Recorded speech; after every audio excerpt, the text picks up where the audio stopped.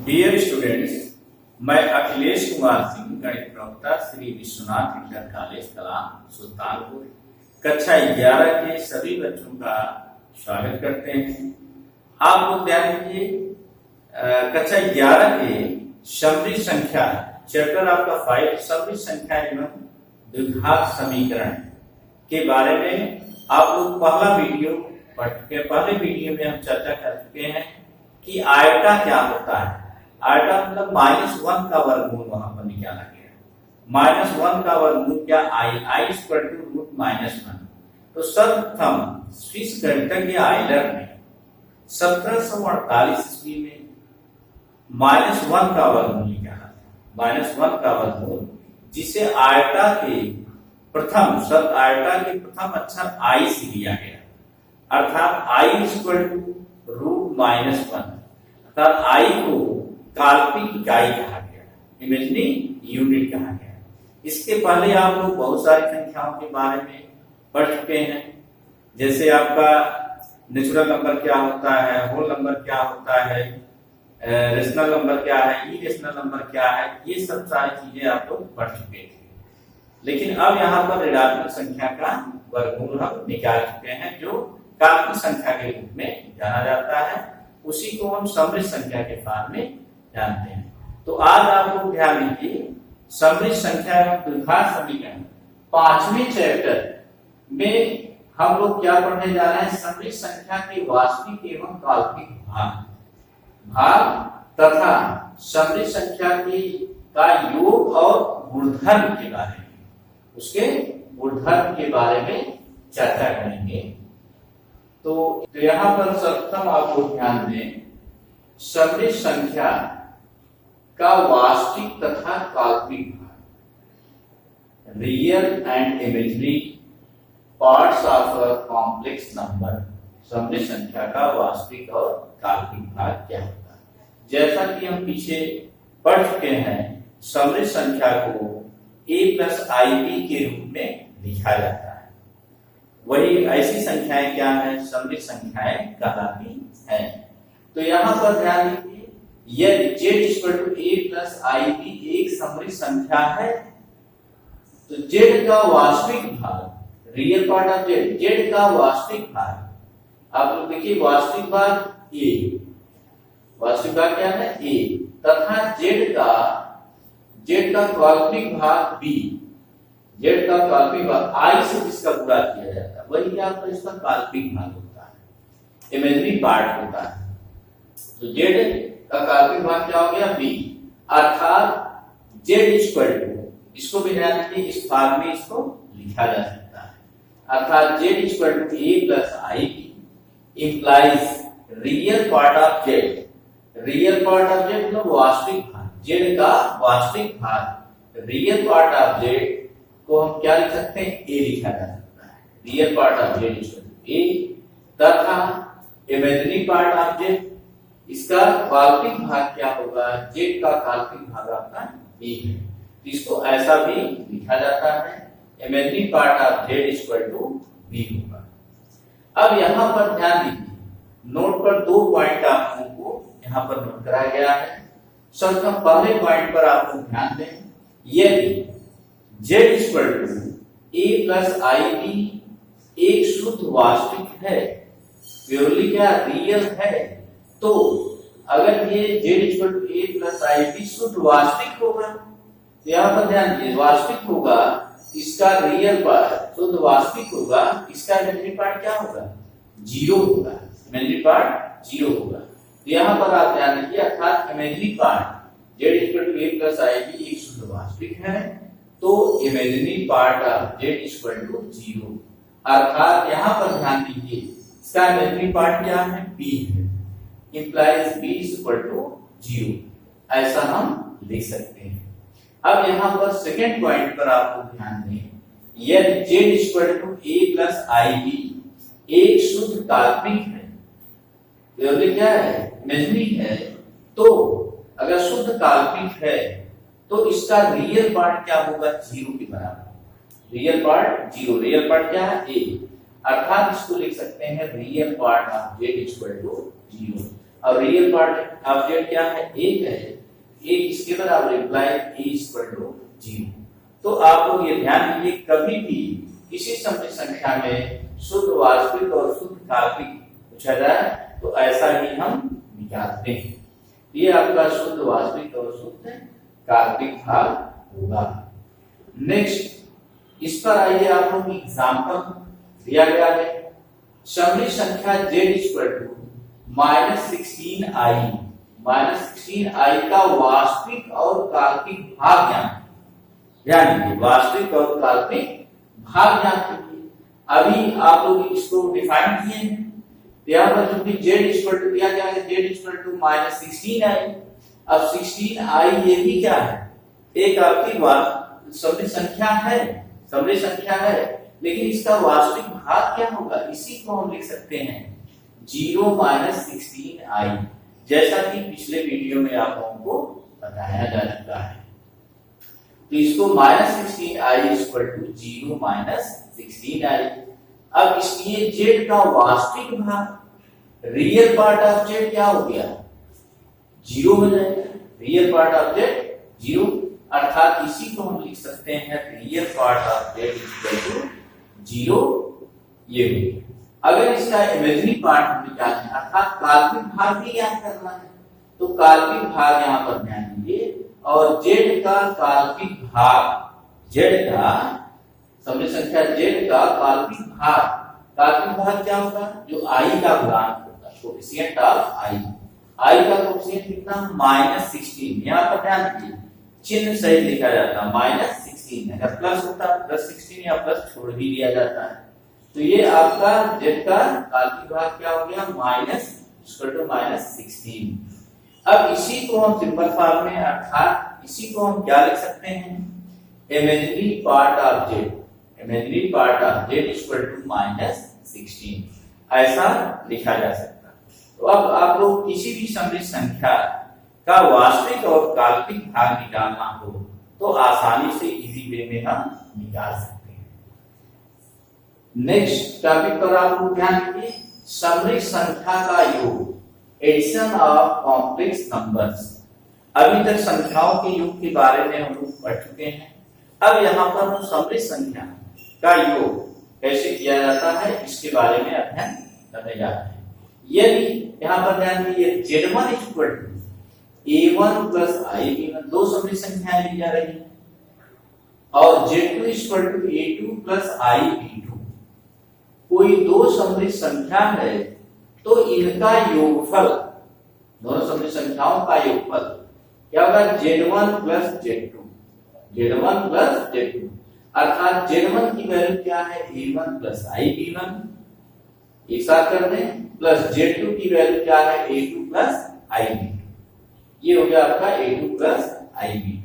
अब इसी को ध्यान दीजिए ऐड करने, ऐड कैसे करते हैं ये आप ध्यान दीजिए। इसका रियल पार्ट एक साथ कर लेंगे, a1 प्लस a2 एक साथ हो गया। इसका इमेजिनरी पार्ट आपका i देखिए, i इसमें कॉमन है, i इसमें कॉमन, i इसमें है तो i कॉमन लेंगे, तो आपका क्या होगा, b1 प्लस b2, तो z1 प्लस z2 आपका हो जाएगा एक ब्रैकेट में a1 प्लस a2, अर्थात रियल पार्ट एक साथ हो गया, plus i b1 plus b2 imaginary part है। इससे स्पष्ट होता है कि दो सममित संख्याओं का योगफल भी क्या होता है, एक सममित संख्या होती है, क्योंकि यह भी आपका a प्लस ib के रूप में लिखा जाता है, a प्लस ib के रूप में लिखा जाता है। अगर यहाँ पर आप लोग ध्यान दें तो इसका रियल पार्ट हम निकाल रहे हैं, इमेजिनरी पार्ट, तो real part of z1 plus z2, अतः यह निकाल लें real part of z1 plus z2 equal to कितना होगा, इसका रियल पार्ट क्या होगा, a1 plus a2, a1 plus a2 equal to, अब इसी को किस फॉर्म में लिख सकते हैं, a1 आपका क्या है, ध्यान दीजिए, a1 यहाँ पर ध्यान दें, a1 आपका रियल पार्ट ऑफ z1, तो a1 के प्लेस पर हम क्या लिख सकते हैं, real part of z1 plus a2 है, a2 क्या है आपका, रियल पार्ट ऑफ z2, तो a2 के प्लेस पर हम क्या लिख सकते हैं, रियल पार्ट ऑफ z2 लिखा जाता है। जा सकता है। अर्थात ये हो जाएगा क्या, real part of Z1 plus Z2 is equal to real part of Z1 plus real part of Z2। इसको इस फॉर्म में लिखा जाता है। कभी कभी आप लोगों को ये प्रूव करने के लिए भी एग्जाम में भी दिया जाता है। और यहाँ पर ध्यान दिए इमेजिनरी पार्ट ये निकालना है, तो imaginary part of Z1 plus Z2, तो इमेजिनरी पार्ट इसका Z1 प्लस Z2 का इमेजिनरी पार्ट क्या है, जो I से मल्टीप्लाई होता है, तो I से मल्टीप्लाई किया B1 प्लस B2, तो imaginary part of Z1 plus Z2 equal to B1 plus B2 ऐसा लिखा जाएगा। अब यहां पर आप लोग ध्यान दें B1 क्या है, B1 जैसे Z1 का क्या है इमेजिनरी पार्ट, इसको लिख सकते हैं इमेजिनरी पार्ट ऑफ Z1, तो B1 के प्लेस पर हम लिख सकते हैं imaginary part of Z1 plus यहां पर ध्यान दें B2 क्या है imaginary part of Z2, Z2 का क्या है काल्पनिक भाग है इमेजिनरी पार्ट ऑफ Z2, तो B2 के प्लेस पर हम लिख सकते हैं क्या इमेजिनरी पार्ट ऑफ Z2, इसलिए हो जाएगा imaginary part of Z1 plus Z2 is equal to imaginary part of Z1 plus imaginary part of Z2, ऐसा इसको लिखा जा सकता है।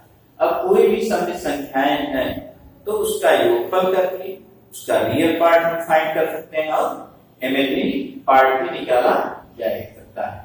अब यहाँ पर ध्यान दीजिए, इसी पर एक एग्जांपल,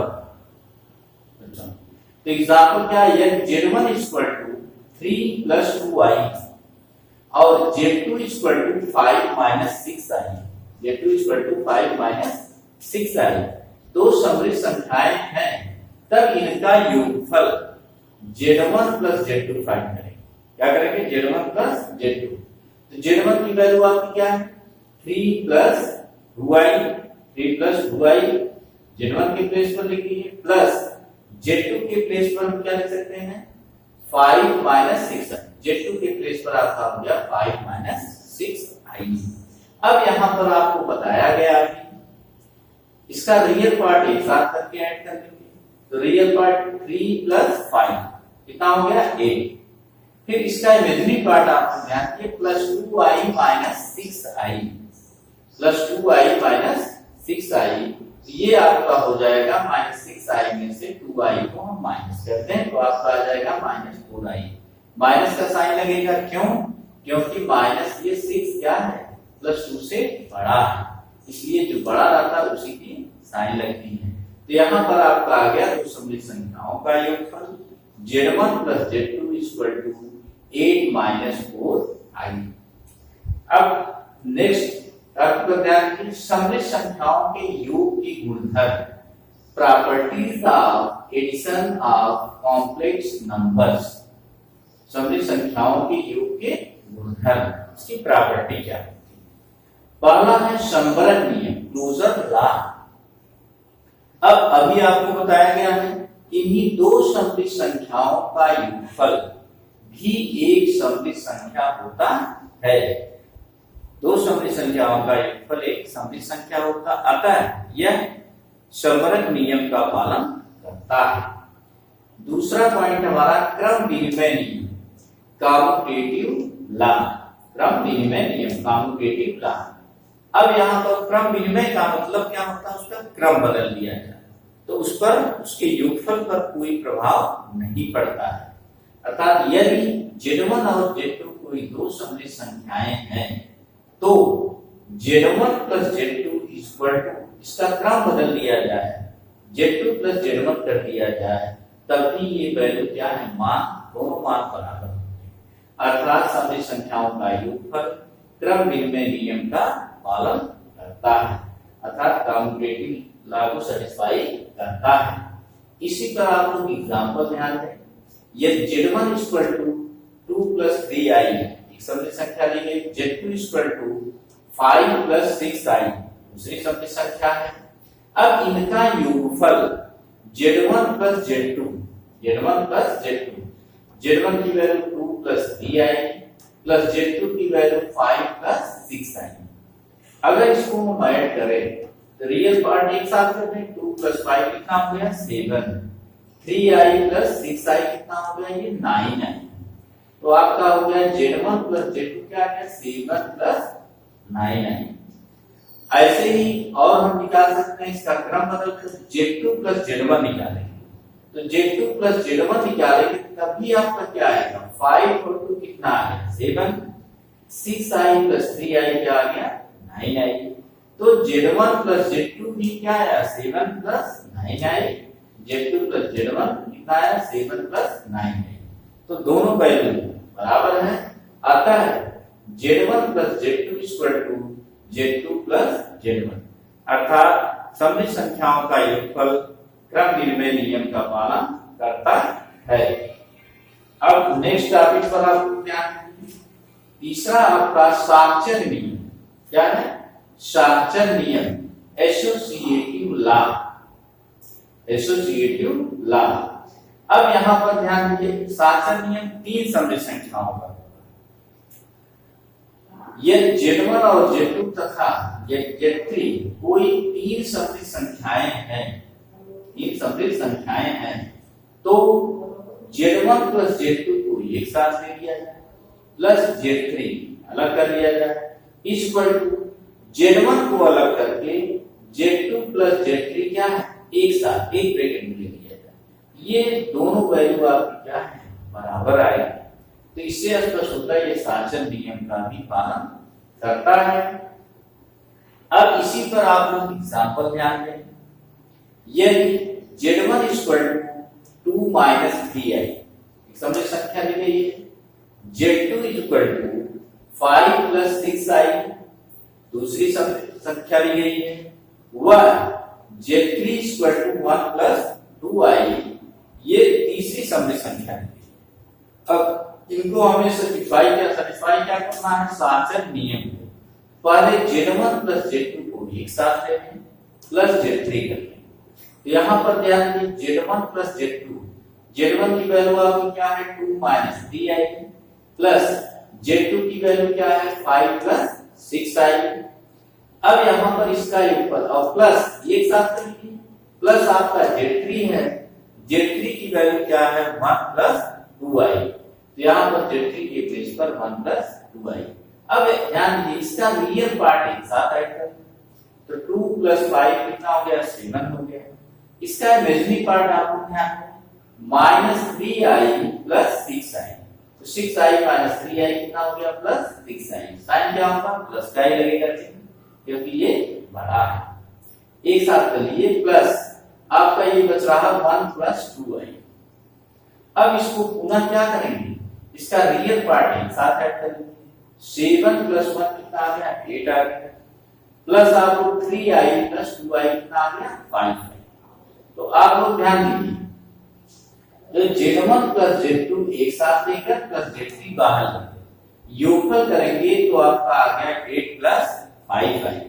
ऐसा ही हम निकालने Z1 को अलग करते हैं और Z1 plus Z2 plus Z3 को एक साथ, Z2 प्लस Z3 को एक साथ कर ले तो आपका होगा Z1 क्या 2 माइनस 3i प्लस, अब यहां पर ध्यान दीजिए Z2 प्लस Z3, Z2 की वैल्यू आपको क्या है 5 प्लस 6i प्लस Z3 की वैल्यू क्या है 1 प्लस 2i, तो एक साथ करें।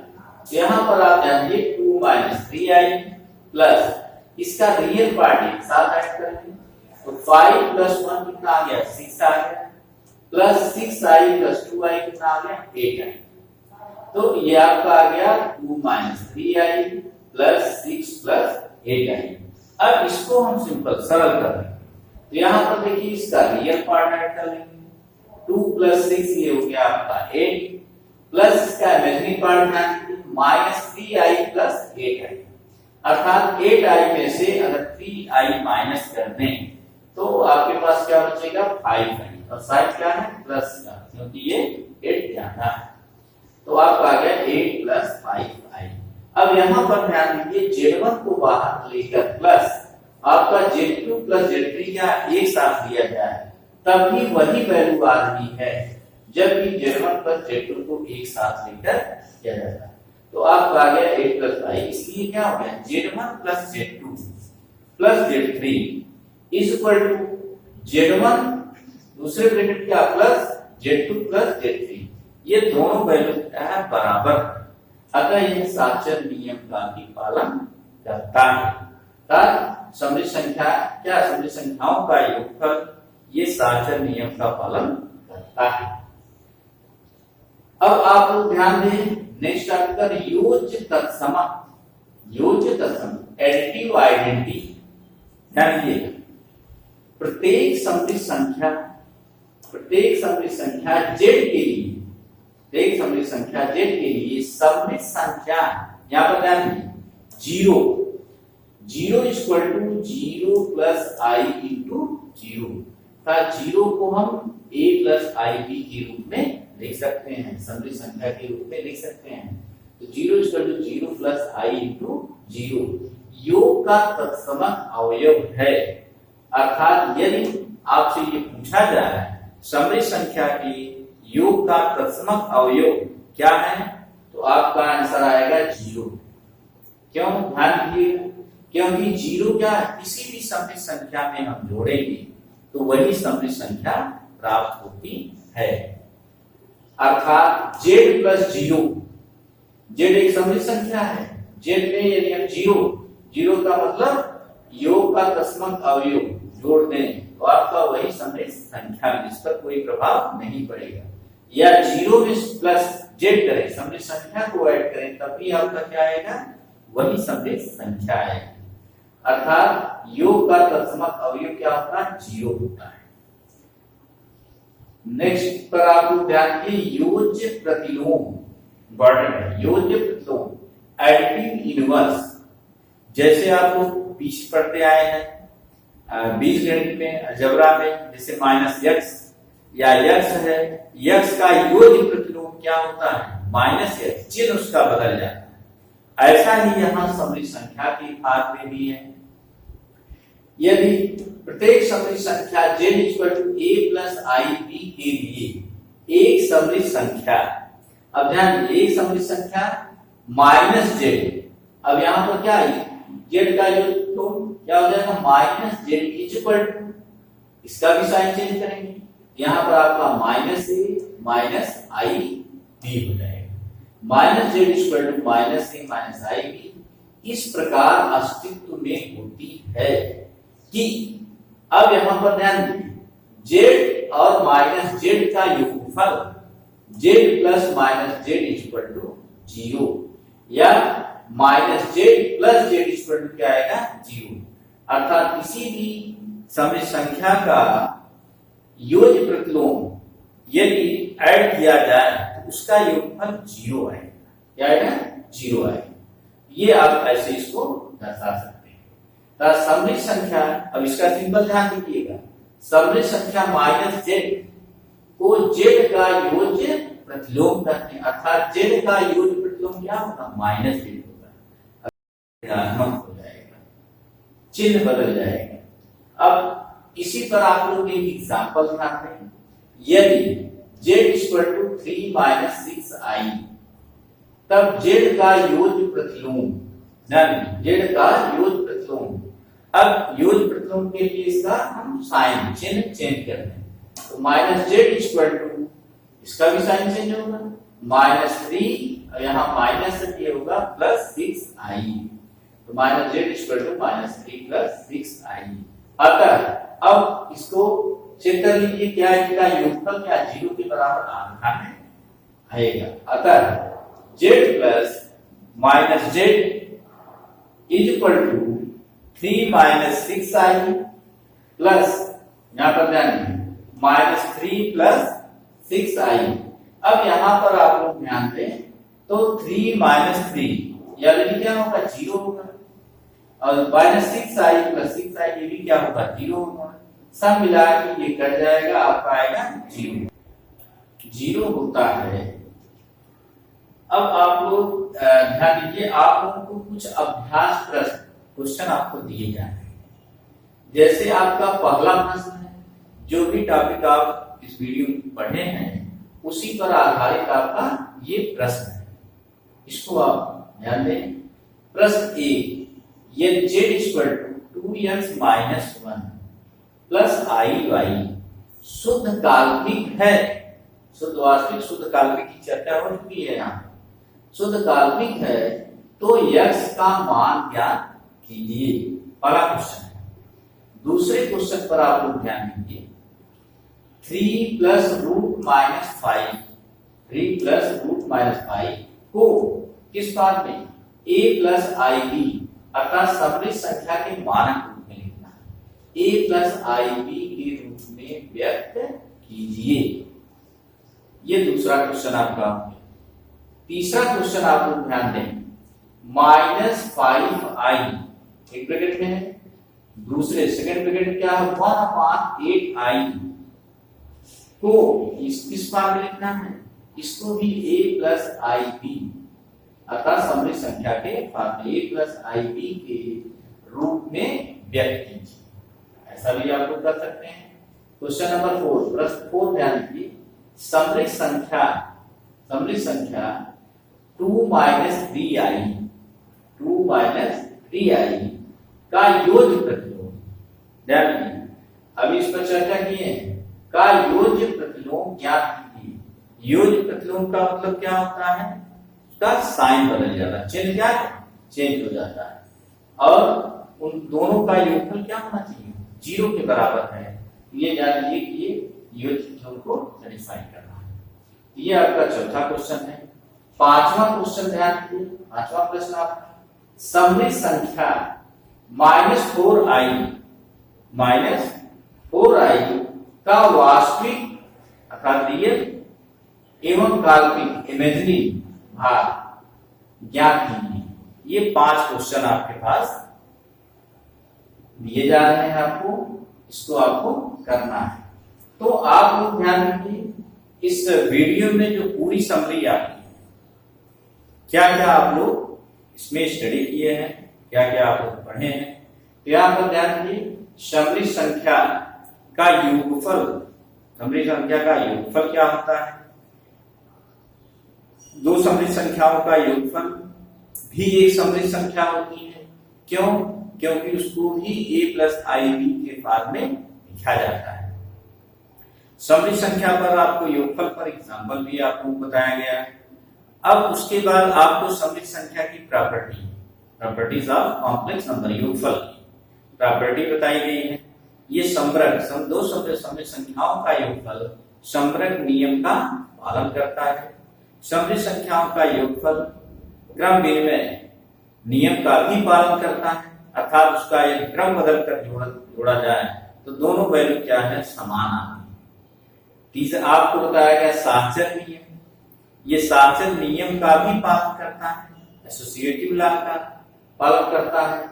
इसके बाद आपको बताया गया योज्य तत्समक। इस पर हम चर्चा किए हैं। किसी भी समृद्ध योगफल का योज्य समृद्ध संख्याओं का योगफल का योज्य तत्समक क्या होता है, 0 होता है। 0 क्या होता है, क्योंकि किसी भी समृद्ध संख्या में यदि 0 वही 0 क्या जोड़ा जाए तो वही समृद्ध संख्या आपको प्राप्त होती है। तीसरा आपको ये लास्ट बताया गया है योज्य प्रतिलोम प्रॉपर्टी में, योज्य प्रतिलोम एडिटिव यूनिवर्स, योज्य प्रतिलोम। अब योज्य प्रतिलोम के बारे में आपको बताया गया यदि किसी समृद्ध संख्या, जैसे किसी संख्या का चिन्ह, जैसे आपका x का एग्जाम्पल आपको बताया कि x का योज्य प्रतिलोम क्या होता है, -x होता है। ऐसे भी समृद्ध संख्या में भी योज्य प्रतिलोम क्या होता है, उसका साइन चिन्ह बदल जाता है, वही उसका क्या होता है, योज्य प्रतिलोम। और दोनों का योगफल समृद्ध संख्या और समृद्ध संख्या का योज्य का प्रतिलोम क्या है, दोनों का योगफल 0 के बराबर आता है। तो नेक्स्ट वीडियो में आप लोग ध्यान दीजिए समृद्ध संख्या के गुणनफल के बारे में पढ़ेंगे और उसकी प्रॉपर्टी के बारे में हम स्टडी करेंगे। धन्यवाद।